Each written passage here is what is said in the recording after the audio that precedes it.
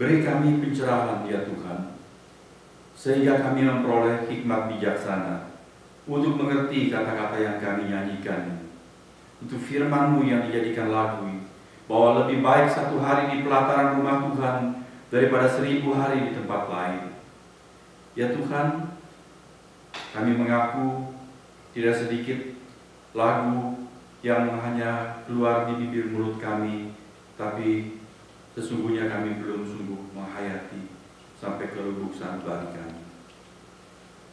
Tapi kemudian cepat atau lambat berkatilah supaya kami mengerti bahwa di hadirat Tuhan itu adalah berkat, bukan sesuatu yang berat, bukan kewajiban, bukan beban, tapi sebuah kesukacitaan, kesempatan anugerah. Karena seperti Engkau mengingatkan, akan datang waktunya dunia akan mengalami kelaparan, bukan karena ketiadaan roti atau karena ketiadaan minuman, melainkan karena ketidakadaan firman Allah. Tidak ada wahyu ilahi, sehingga hati manusia gersang, kosong, dan penuh keputusasaan. Kiranya kami yang masih mendapat kesempatan yang bebas untuk berbakti, mendengar firman Tuhan, menggunakan kesempatan-kesempatan anugerah dengan penuh syukur, sukacita, dan semangat. Berkatilah saat teduh kami berikut ini Tuhan, bahwa kami mendengar firman-Mu dan merenungkannya bersama-sama. Dalam nama Tuhan Yesus kami sudah berdoa. Amin. Matius 25. Marilah kita ikuti pembacaan dari ayat yang pertama sampai dengan ayat yang ke-13.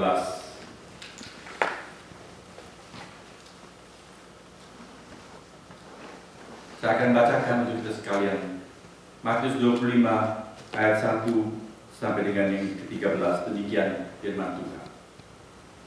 Pada waktu itu, hal kerajaan sorga seumpama 10 gadis yang mengambil pelitanya dan pergi menyongsong mempelai laki-laki. 5 diantaranya bodoh dan 5 bijaksana. Gadis-gadis yang bodoh itu membawa pelitanya, tetapi tidak membawa minyak. Sedangkan gadis-gadis yang bijaksana itu membawa pelitanya dan juga minyak dan buli-buli mereka.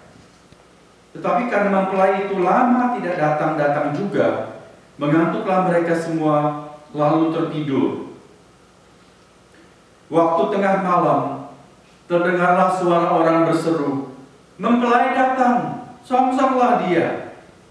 Gadis-gadis itu pun bangun semuanya, lalu membereskan pelita mereka.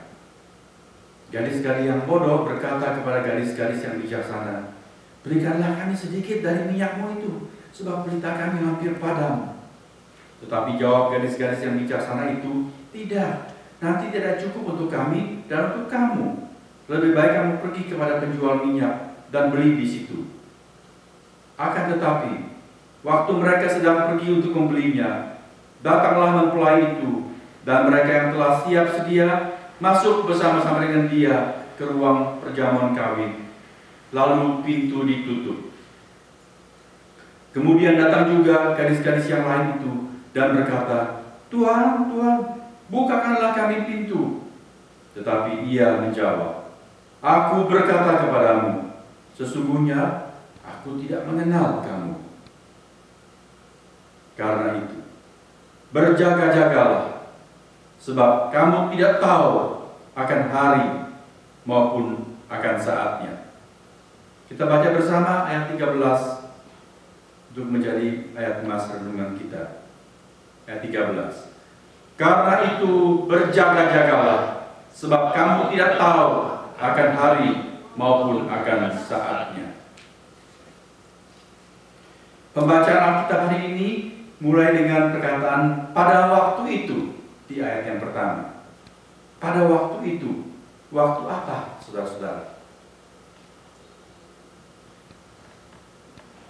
Perumpamaan mengenai 10 gadis pengiring pengantin pria ini, atau pengiring pengantin wanita sebenarnya maksud saya, adalah lanjutan dalam konteks pengajaran dan penyataan Tuhan Yesus mengenai saat-saat kedatangannya yang kedua kali. Kalau saudara baca di Matius 24, dimulai dengan pertanyaan para murid, kapan waktu itu?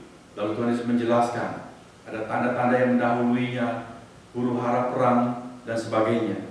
Lalu ayat pasal 25 dilanjutkan lagi dengan pada waktu itu, maksudnya pada saat Tuhan Yesus datang kedua kali. Kalau kita mendengar kata kiamat, kita mempunyai suatu gambaran yang serem. Sebab bumi akan gonjang-ganjing, demikian Alkitab menyatakan langit akan meleleh dan dunia ini akan hancur. Sangat menyeramkan sekali. Tetapi saat tersebut, demikian ayat 25 pasal 25 ayat 1 mengatakan, pada waktu itu hal kerajaan sorga seumpama 10 gadis yang mengambil pelitanya dan pergi menyongsong mempelai laki-laki. Backgroundnya, setupnya itu adalah pernikahan, pesta perkawinan. Apakah itu menyeramkan? Tidak. Sesuatu yang menggembirakan, suasana sukacita dan berbahagia.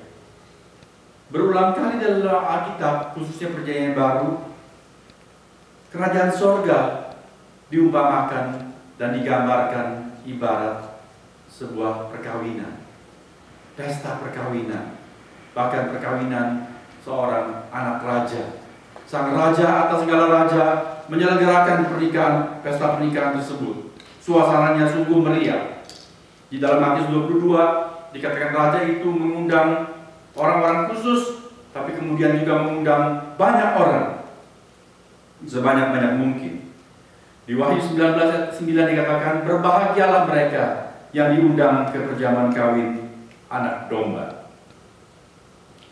Lalu di dalam perumpamaan ini, dalam frame pernikahan tersebut, diketengahkan 10 orang gadis. Di dalam adat istiadat Yahudi, setiap kali pesta pernikahan ada gadis-gadis teman-teman baik dari mempelai wanita yang akan menemani dia, mengantar dia bersama-sama, dijemput oleh mempelai pria untuk pergi ke rumah pesta. Tentu gadis-gadis ini adalah gadis-gadis pilihan. Tapi ayat kedua memberitahukan sesuatu yang menarik sekali. Di sini dikatakan 5 diantaranya bodoh dan 5 bijaksana. Saudara, apa maksudnya ini? Kristus adalah sang mempelai pria. Siapa mempelai wanitanya? Di dalam terang Perjanjian Baru, mempelai wanita adalah gereja. Bukan gereja Graceful Community, bukan gereja LCBC, bukan gereja-gereja lokal, tapi gereja yang universal. Gereja yang saya pernah jelaskan, gereja yang sesungguhnya, gereja yang tidak kelihatan, yaitu himpunan orang-orang yang sungguh-sungguh percaya kepada Tuhan Yesus, yang sungguh-sungguh mengalami keselamatan dari Tuhan. Gereja yang terdiri dari orang-orang yang sungguh-sungguh merupakan milik Allah, dikenal oleh Allah. Jadi secara teologis, gereja yang tidak kelihatan itu sesungguhnya dilihat dan dikenal Allah, dan pasti sudah beres semua. Di lain pihak, di dalam dunia ini, gereja yang tidak kelihatan itu, gereja yang sejati, gereja yang sesungguhnya, mengambil wujud dalam bentuk gereja-gereja lokal. Sebab dari segala abad dan tempat ada orang-orang percaya kepada Tuhan Yesus. Kalau orang-orang percaya itu tidak langsung diangkat ke dalam surga, masih di dalam dunia, mereka masuk dalam himpunan-himpunan gereja lokal, seperti kita di Graceful Community dan di gereja-gereja lain. Nah, oleh sebab itulah Tuhan Yesus di dalam perumpamaan ini mengambil fokus kepada gadis-gadis pengiring pengantin perempuan. Dari saya kami pesta pernikahan, tapi sama sekali tidak menyebut-nyebut mengenai mempelai wanita. Mengapa? Sebab Tadi ingat secara teologis mempelai wanita adalah gereja yang sejati, gereja yang pasti sudah beres, bukan? Nah, tentu di dalam kisah sesungguhnya seorang mempelai wanita dia juga sudah siap-siap di rumah, tidak akan bakal kecolongan, nyaris nggak jadi dijemput, betul? Sudah siap. Jadi Tuhan Yesus nggak usah bicarakan itu. Namun Tuhan mengetengahkan di sini tentang 10 gadis. Karena di dalamnya terdapat ada gadis bodoh dan gadis bijak. Saudara-saudara, perumpamaan ini dimaksudkan oleh Tuhan untuk membangkitkan keseriusan kita memeriksa diri kita sendiri, mengadakan introspeksi. Sebab apa? Tadi ayat 19 dari Wahyu 19 ayat 9 mengatakan, berbahagialah mereka yang diundang ke perjamuan kawin anak domba. Berbahagia. Diundang itu berbahagia. Dan sungguh berbahagia kalau sudah diundang dan betul-betul masuk ke dalam pesta. Tapi sungguh ironis kalau sudah diundang tapi kemudian ternyata ditinggal di luar, bahkan dilarang masuk. Kan? Nah, itulah sebabnya Tuhan dengan sangat berhikmat memberikan perumpamaan ini untuk kita memeriksa diri kita, agar kita waspada, jangan sampai kita termasuk orang yang ketinggalan di luar. Yang kedua, kita boleh melihat hati Allah melalui perumpamaan ini. Bagaimanakah hati Allah diungkapkan di sini? Tuhan Yesus tidak membicarakan mempelai perempuan, sebab mempelai perempuan pasti beres. Tapi dia membicarakan mengenai gadis-gadis ini. Sebab apa? Karena Allah sangat ingin sebanyak-banyaknya orang dapat ikut menikmati pesta itu. Oleh sebab itu dengan berbagai cara, termasuk melalui perumpamaan ini, Allah memberikan isyarat dan petunjuk-petunjuk supaya kita dapat bersiap. Jangan sampai kita seperti tadi saya katakan menjadi orang yang mengalami nasib ironis, diundang tapi tidak masuk. Saya pernah menyampaikan sebuah khotbah dengan tema bocoran soal ujian. Apakah saudara masih ingat khotbah tersebut?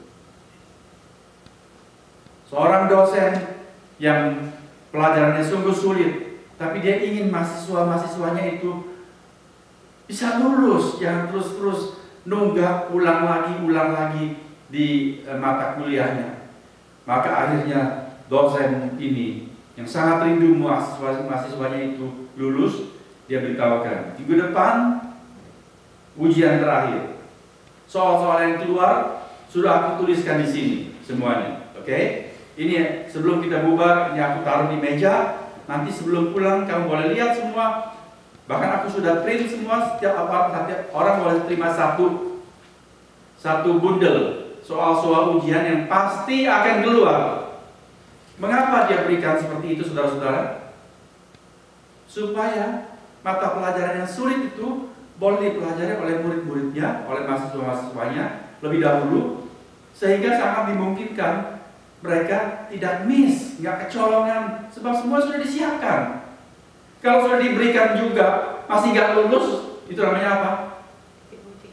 Namanya jongkok lah itu IQ-nya atau apa? Atau dia malas dan sebagainya. Saudara, Allah mempunyai hati seperti itu. Saya boleh ambil bandingan yang baik di Amerika ini. Kalau kita mau ambil driver license, ya, itu hal yang baik. Dan pemerintah sangat menghargai niat kita yang baik. Lalu apa yang disediakan? Disediakanlah itu buku pegangannya, buku pelajarannya, bukan? Dicetak dengan, saudara mau pakai bahasa apa? Disiapkan. Bahasa Inggris ada, oke? Bahasa Rusia ada, bahasa Prancis ada. Cuma yang nggak ada bahasa Indonesia. Karena jumlah kita mungkin sedikit atau orang Indonesia kita semua bisa bahasa Inggris. Tapi semua disediakan. Semua itu sudah diberikan petunjuk. Demikian juga kalau kita mau jadi warga negara Amerika Serikat, disediakan buku panduannya itu. Semua pertanyaan yang akan keluar, 100 pertanyaan itu disiapkan semuanya. Disediakan juga CD-nya supaya sambil drive kita boleh mendengar. Sebab apa? Pemerintah ingin kita lulus. Begitulah juga lebih-lebih hati Allah. Dia ingin sebanyak-banyaknya orang boleh diselamatkan, ikut dalam sukacita kebahagiaan di sorga. Oleh sebab itu, dia memberitahukan bocoran-bocoran. Termasuk ini, ada tipe-tipe gadis BODO, gadis bodoh, yang akhirnya tidak bisa masuk dalam sukacita sorgawi. Itulah hati Allah yang luar biasa baiknya ini buat kita. 5 diantaranya bodoh dan 5 bijaksana. Gadis-gadis yang bodoh itu membawa pelitanya, tetapi tidak membawa minyak. Sedangkan gadis-gadis yang bijaksana itu membawa pelitanya dan juga minyak dalam buli-buli mereka. Saudara, ayat-ayat ini memberitahukan ciri-ciri gadis bodoh dan ciri-ciri gadis bijak. Apa ciri-cirinya? Sangat mudah sekali. Kita bisa melihat di sini, gadis bodoh itu cuma membawa pelita, tapi tidak menyiapkan minyak. Jadi dia asal sambar saja, karena sudah tiba waktunya untuk bersiap menemani mempelai wanita akan dijemput oleh mempelai pria. Mereka sambar saja pelita, ya. Mereka ambil lap, mungkin kasih braso sedikit supaya mengkilap, dan kemudian dia siap berangkat. Tetapi gadis-gadis yang disebut gadis bijak itu, Alkitab dengan jelas mengatakan mereka juga membawa pelitanya, tetapi juga minyak dalam buli-buli, maksudnya minyak cadangan. Saudara, apa maksud pengajaran Alkitab yang Tuhan Yesus mau kita mengerti di sini? Supaya kita mengenal diri kita. Aku ini termasuk tipe gadis bodoh atau gadis bijak? Yang pertama, kita boleh mengartikan bahwa ungkapan-ungkapan di sini hendak menekankan supaya kita mengerti soal orientasi. Kemana arah orientasi kita? Gadis-gadis bodoh itu hanya memperhatikan hal-hal yang di luar. Pokoknya ada pelita, dan pelitaku bersih, tampangnya menarik sekali, kinclong, bagus. Dia tidak memperhatikan yang di dalam. Berapa banyak minyak di dalam, dia tidak periksa. Mungkin sudah tipis sekali minyak yang tersedia di dalam pelita itu. Dia hanya mengurus yang di luar, tetapi tidak memperhatikan yang di dalam. Bahkan mungkin dalamnya kosong melompong. Sedangkan gadis-gadis bijak itu menunjukkan orang yang mempunyai orientasi seimbang. Dia mengurus yang di luar, tentu pelitanya juga dia bersihkan, penampilannya bagus, tetapi dia juga mengurus yang di dalam. Dan gadis bijak atau orang bijak tahu di antara hal-hal yang penting, apakah itu yang terpenting. Untuk pelita, apa itu yang penting? 1, kontainernya itu jangan bocor. Itu penting, bukan? Harus ada sumbunya. Kalau tidak, bagaimana mau menyala? Sumbu itu penting. Tetapi dari semua satuan pelita itu, apakah yang terpenting? Menurut hemat saya, minyak itu yang terpenting, bukan? Meskipun luarnya bagus, sumbunya bersih, tapi kalau nggak ada minyak, bagaimana pelita itu untuk bisa berfungsi?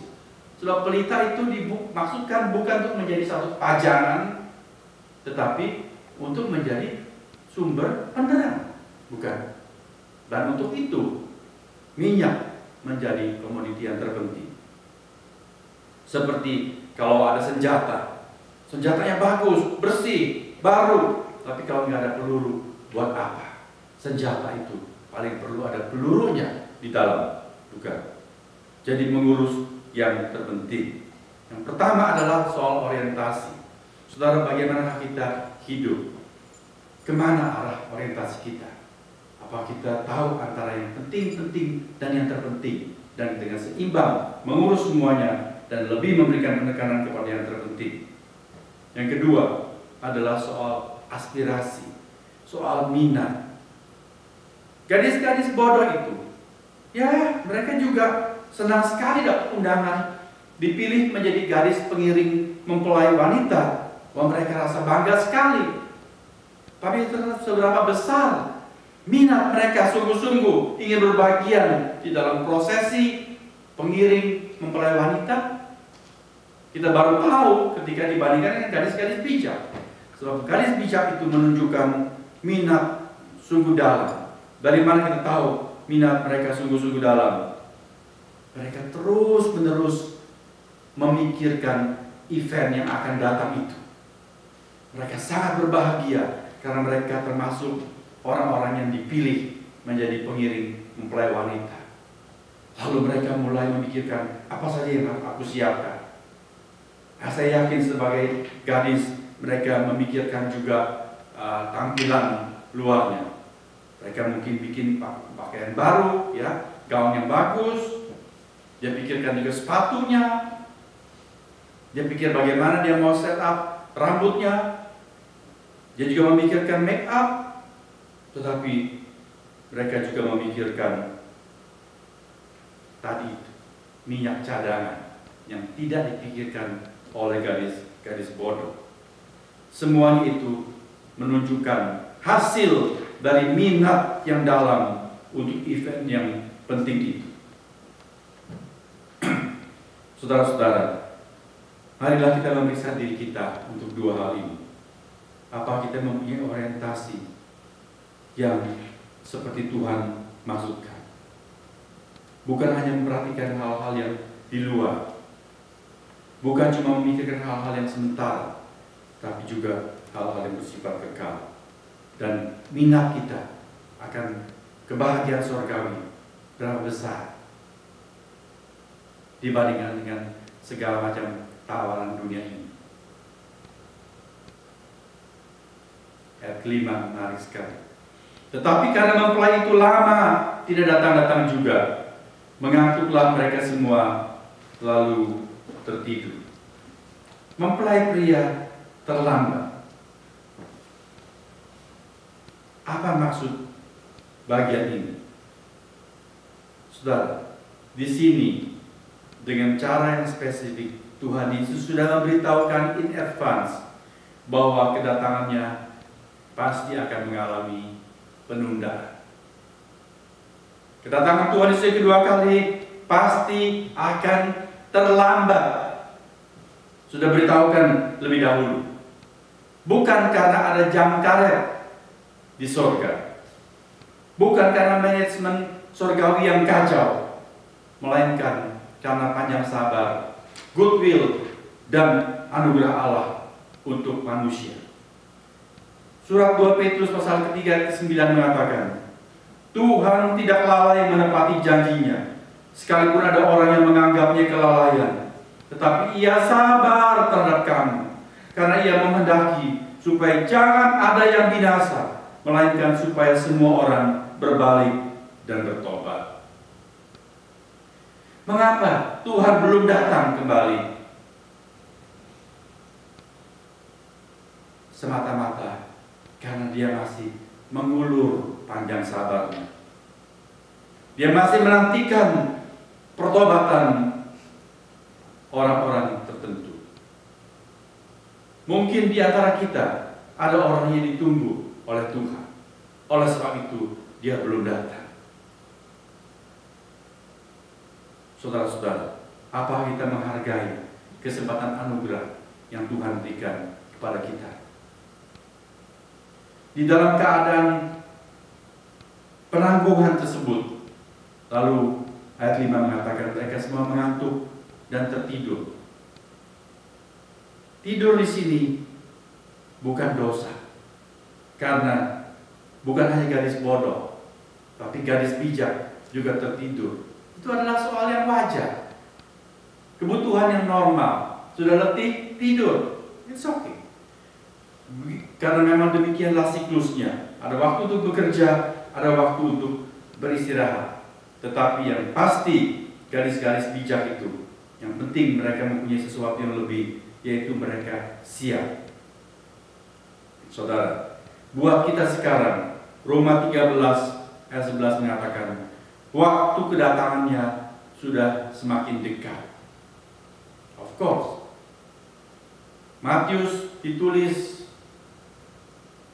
pada abad pertama sesudah Kristus. Masih kira-kira kurang lebih 2000 tahun yang lampau. Sudah memberitahukan bahwa Tuhan akan datang. Dan sekarang sudah tahun 2013. Sudah pasti sekarang jelas lebih dekat kedatangan Tuhan dibandingkan pada tahun-tahun yang dulu. Apalagi ketika firman ini ditulis. Saudara, buat kita waktu kedatangan Tuhan sudah semakin dekat. Beberapa hari yang lalu saya mengirimkan kepada teman-teman satu video. Ada seorang Jewish yang dia menyampaikan suatu uraian-uraian yang menunjukkan bahwa dunia kita memberikan tanda-tanda bahwa kedatangan Tuhan semakin dekat. Jewish ini, dia percaya Tuhan Yesus. Dia menyampaikan dengan baik sekali. Dan dia adalah seorang yang sangat istimewa. Dia bukan cuma pengkhotbah, tapi dia itu juga seorang yang pernah punya latar belakang militer. Dia itu konsultan banyak homeland security dalam dunia ini. Dia punya hubungan dengan hal-hal yang bersifat intelligence, dan dia memberitahukan apa akan terjadi di Timur Tengah, dan dia menguraikan semuanya itu klop dengan pernyataan firman Tuhan bahwa tanda-tanda kedatangan Tuhan Yesus semakin gencar. Tuhan sudah dekat sekali datang. Saudara, apa kita bersiap untuk itu? Ayat 6 sampai dengan 10 dikatakan, waktu tengah malam terdengarlah suara orang berseru, mempelai datang, song-songlah dia. Tengah malam, ketika orang sedang enak-enaknya tidur, ketika orang tidak menyangka, pada saat yang tidak diduga, Tuhan Yesus datang. Saya sudah sering menerjemahkan bahwa kebenaran ini bisa berarti either Tuhan Yesus datang kembali atau kita yang mendadak datang kepada Tuhan Yesus di saat-saat yang tidak diduga. Ada banyak contoh seperti itu sudah terjadi di sekitar kita. Jangan sampai kita dengar masuk kuping kanan, keluar kuping kanan lagi. Bukan masuk kuping kanan, keluar kuping kiri. Kalau masuk kuping kanan, keluar kuping kiri masih mending sebab lewat otak. Tapi yang paling celaka masuk kanan, keluar kanan, masuk kiri, keluar kiri. Sebab kita merasa, itu memang serem, tapi untung bukan gue yang kena. Saudara-saudara, kita tidak bisa berkata seperti itu. Kalau kita mendengar hal-hal yang memprihatinkan, yang sungguh mengerikan, kita harus mengerti bahwa Tuhan memberikan isyarat kepada kita bahwa tidak mustahil itu bisa terjadi atas diri kita. Yang lalu kita sudah mendengar kesaksian seperti Dr. Richard Theo di Singapura. Seorang dokter masih muda belia, sukses seperti itu. Dia mana pernah sangka bahwa dia bisa tiba-tiba kena kanker paru-paru stadium 4. Bukan. Itulah kemendadakan. Tengah malam, tidak pernah diduga, tiba-tiba saja orang bisa berjumpa dengan Tuhan. Itulah kiamat kalau kita tidak siap, bukan saudara-saudara. Maka kita serius harus memikirkan. Pada tengah malam itu bisa terjadi. Lalu pada tengah malam itu, gadis-gadis bodoh memamerkan kebodohan mereka. Di dalam ayat ke-8 dikatakan, gadis-gadis yang bodoh berkata kepada gadis-gadis yang bijaksana, berikanlah kami sedikit dari minyakmu, sebab pelita kami hampir padam. Berarti waktu mereka mengambil pelita, masih ada minyak di dalamnya. Tapi kemudian, karena begitu lama menunggu, pelita mereka sudah kelap-kelip, hampir padam. Minyak sudah habis. Lalu mereka minta nempil, kata orang Jawa. Minta sedikit, aku bayarin, aku gantiin minyak untuk melanjutkan yang aku butuhkan ini. Lalu gadis-gadis yang bijaksana itu menolak. Mereka tidak mau share. Loh, kok gadis-gadis ini selfish ya? Apakah ini selfishness, saudara? Ini bukan selfishness. Gadis-gadis bijak itu bukan tidak mau menolong, tetapi mereka tidak dimungkinkan untuk menolong dalam kasus ini. Ada saat-saat ketika meskipun kita berbelas kasihan, kita mengerti orang lain bakal celaka, tetapi kita tidak dimungkinkan untuk membantu, bukan karena kita tidak mau. Saudara ingat firman Tuhan tentang orang kaya di api sengsara itu. Dia berkata kepada Abraham, kirimlah Lazarus ke sini supaya dia memberikan aku setetes air, sebab aku sengsara di tempat ini. Tetapi apa kata Abraham? Tidak bisa, anak.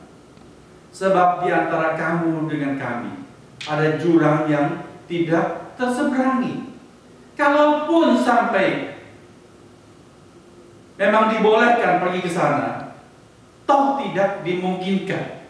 Saudara bisa membedakan itu. Bukan tidak mau menolong, tapi tidak dimungkinkan untuk menolong. Jadi keadaan sudah sangat demikian gawat dan tidak ada kemungkinan, tidak ada alternatif lain yang bisa mengubah keadaan tersebut. Di sini kita mendapat satu pelajaran yang sangat penting.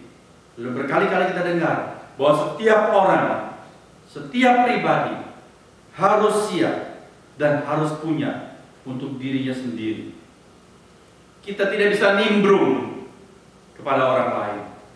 Kita tidak bisa bonceng atau minta diwakilkan. Suami tidak bisa minta diwakilkan oleh istrinya untuk hal rohani. Demikian juga istri tidak bisa minta diwakilkan oleh suaminya untuk hal-hal keselamatan dan kebutuhan-kebutuhan rohani. Setiap orang harus siap dan mengambil keputusan serta sikapnya sendiri kepada Tuhan Yesus. Demikian juga untuk anak-anak kita. Mereka harus mengurus sendiri keselamatannya dan urusannya dengan Tuhan. Kita hanya membantu, mengarahkan, dan harus lebih intensif mengarahkan.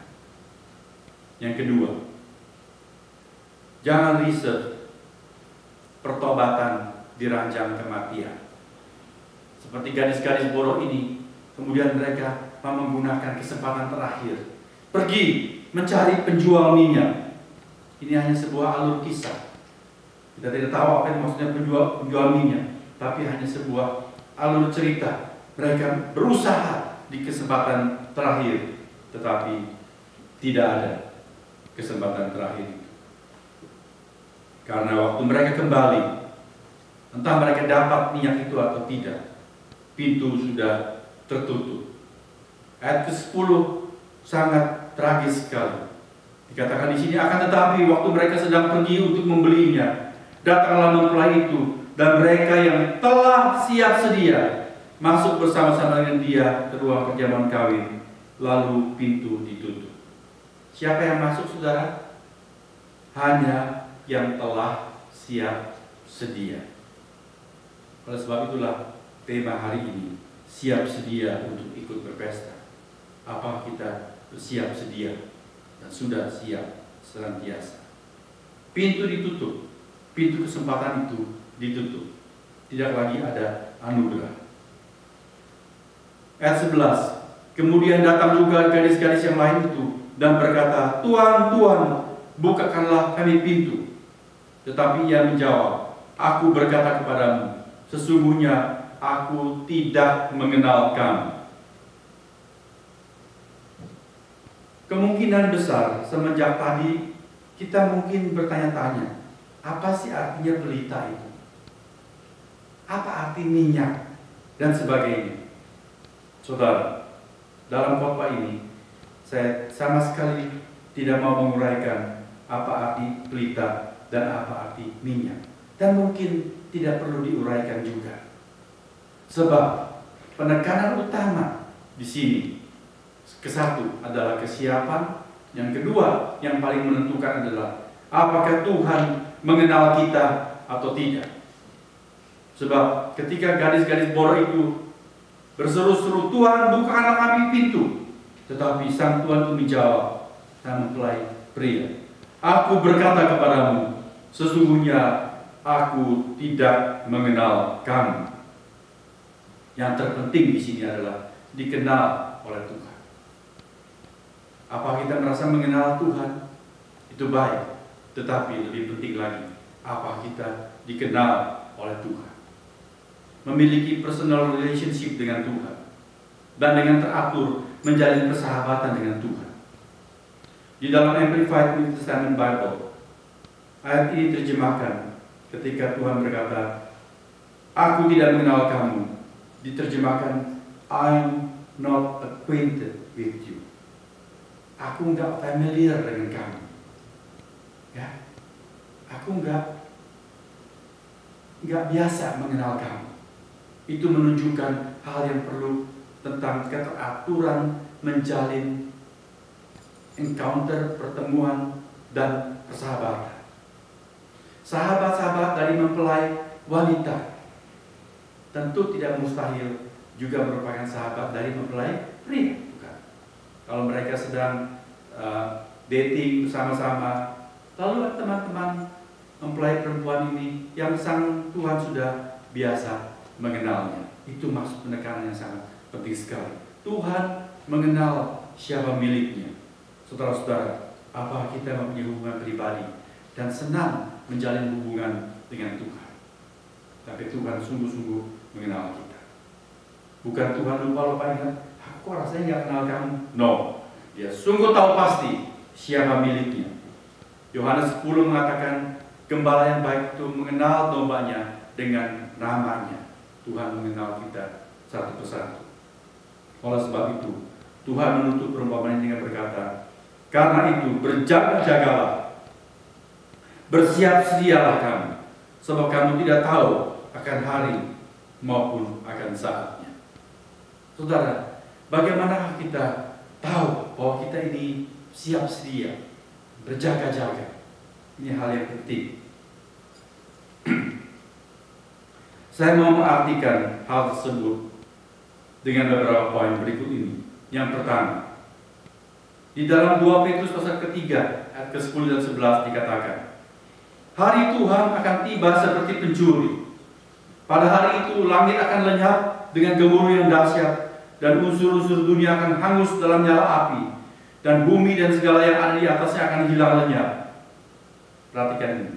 Jadi, jika segala sesuatu ini akan hancur secara demikian, betapa suci dan salehnya kamu harus hidup.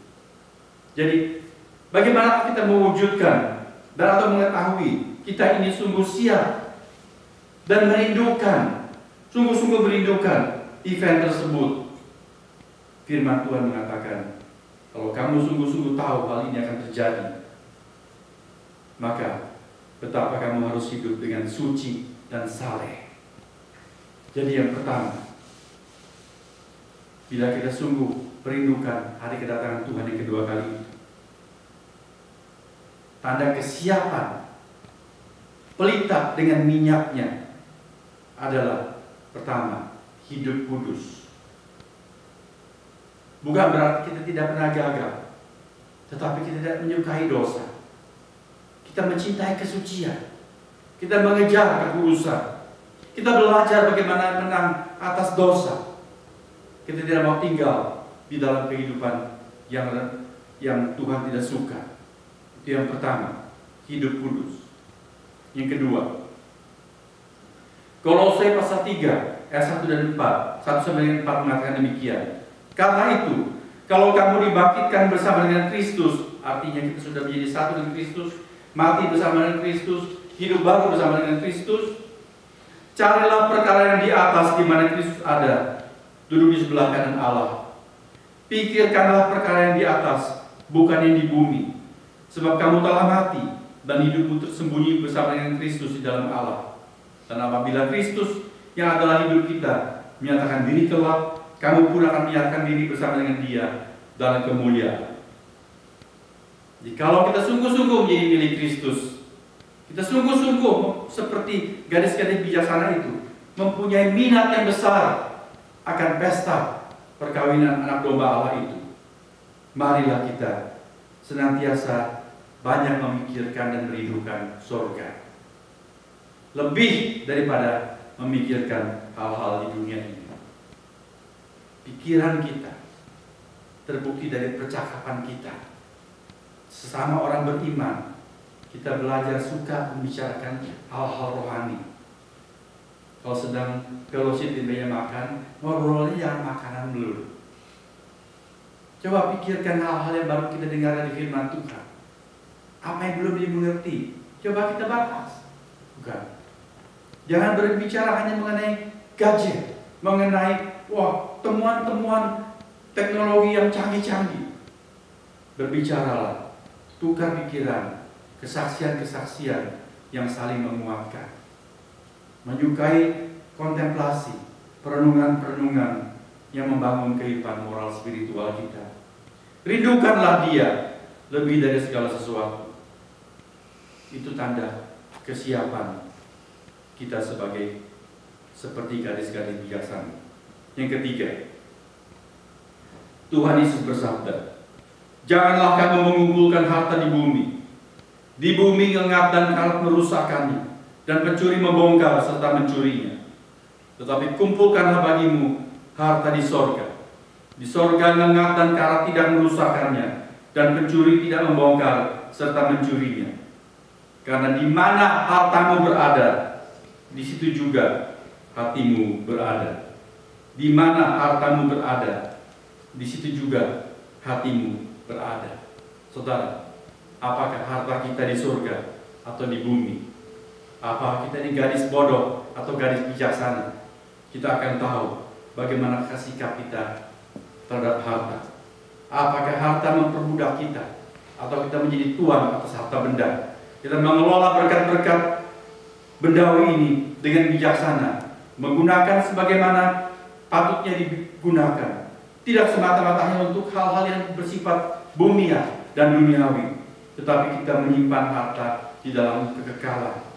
Kita berpikir bagaimana berkat harta benda yang Tuhan berikan kepadaku bukan cuma untuk hal-hal yang bersifat sementara di dunia ini, tapi bisa untuk hal-hal yang bersifat kekal.